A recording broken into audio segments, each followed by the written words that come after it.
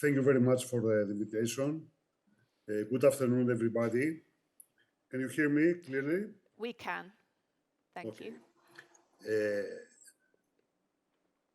First of all, I have to apologize for two reasons. Firstly, that I'm not between you. It was impossible for me to move abroad today. And secondly, because after this session, before its end, after my intervention, I have to quit as I have to catch an internal flight. But anyway, it is a great pleasure and honor for me to participate even digitally in the 4th Economist Conference on Romanian business and investment.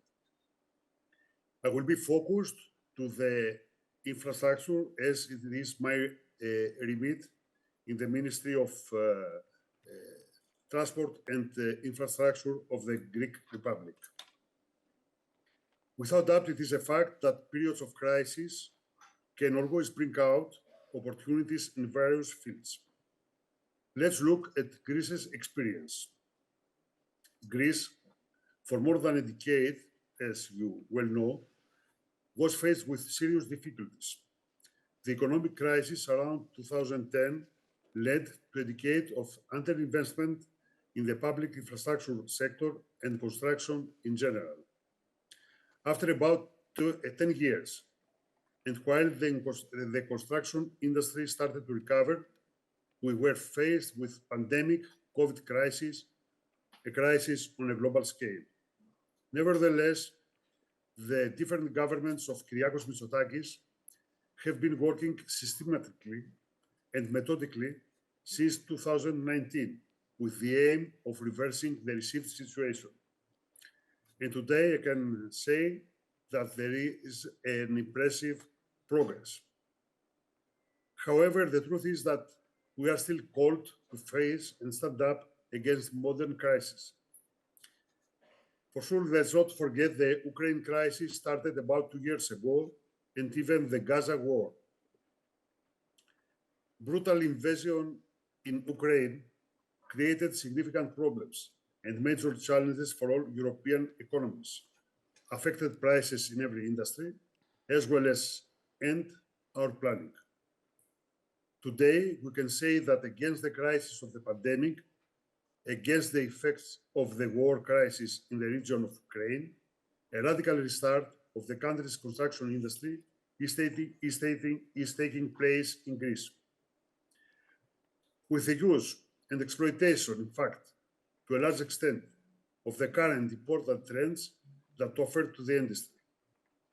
We can safely also say that Greece is now ready to regain its critical role in the transport sector in the Balkans.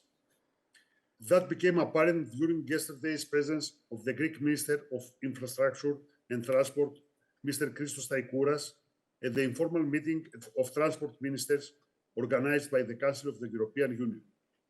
The Greek minister stressed the need to implement the 2 new European railway routes which pass through our countries. And I am particularly glad to be able to tell you so here today as the Deputy Minister of Infrastructure and Transport of Greece. The goal of our government is to turn the country into a freight transport hub in the Eastern Mediterranean. To this end, the importance of both rail and road infrastructure is crucial. For the development of these infrastructures, concession agreements have been a key tool for Greece over time, and recently also PPPs. Specifically, the highways in Greece, some already built and currently in operation, and others under construction, all proceed mainly through concession agreements.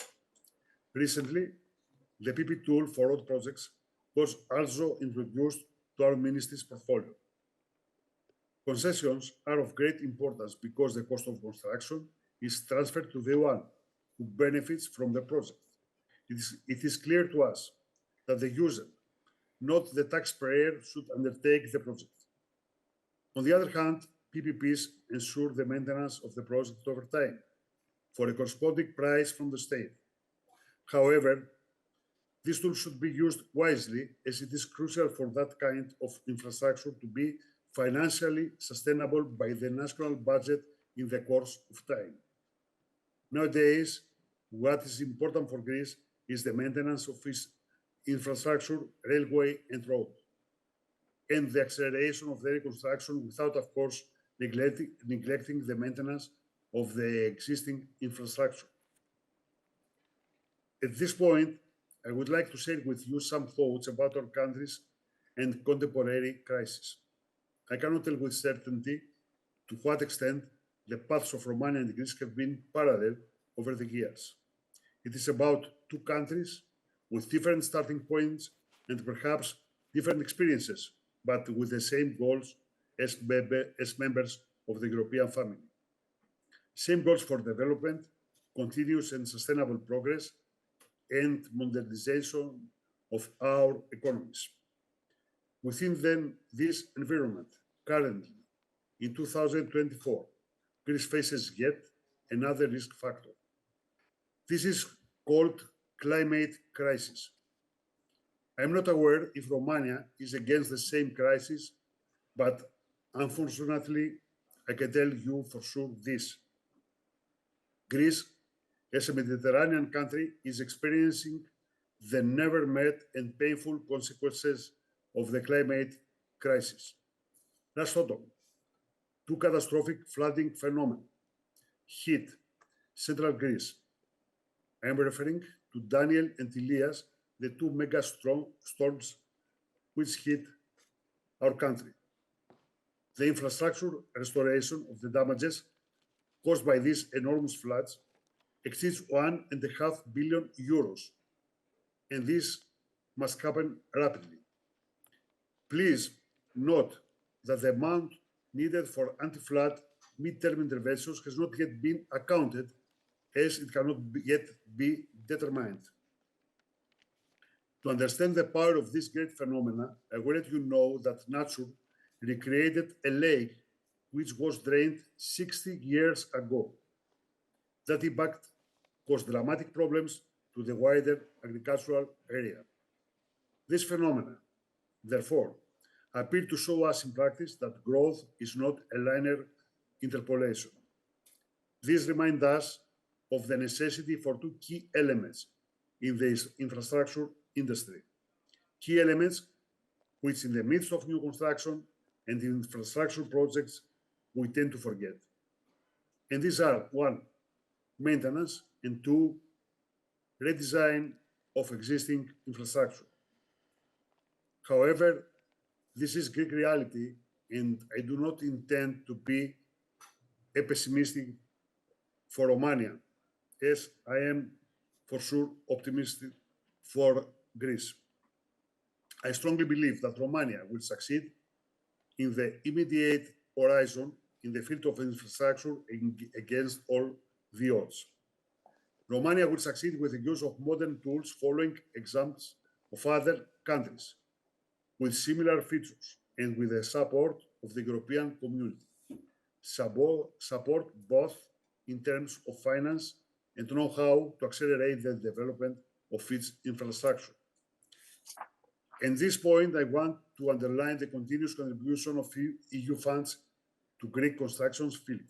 And of course, Greece declares its presence in this effort of the neighboring country, Romania, to contribute by any means possible and in any way our country has its disposal. Our paths, even if they are not parallel, I'm sure they can converge. We are both European countries in a common geographical cluster, Balkans, and we should join forces and together protect our background and ultimately progress. I do not hesitate to reveal that one of the most distinguished businessmen of our country, Mr. Exarchou, who I suppose is this afternoon in this panel, has expressed in one of our meetings that Romania is a country that in some fields is moving faster than Greece. And that is something we do not turn our backs on, take it into consideration, and allow me to confess that hearing such remarks I feel jealous.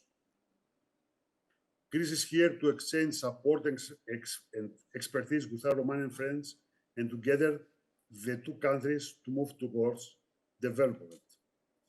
That is also proven by the recent actions and initiatives between our countries for our cooperation for the new European corridor. Please note that this is a directive from the Prime Minister of Greece, Mr. Mitsotakis, from the very first moment we took over at the ministry. It is an objective that has been set among our government's priorities.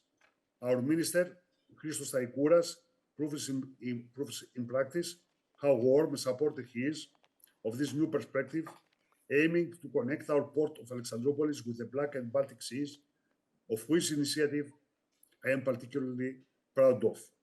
I strongly believe that in the near future, both Romania and Greece will accomplish all these steps to turn intentions into action and accelerate their growth. Thank you very much.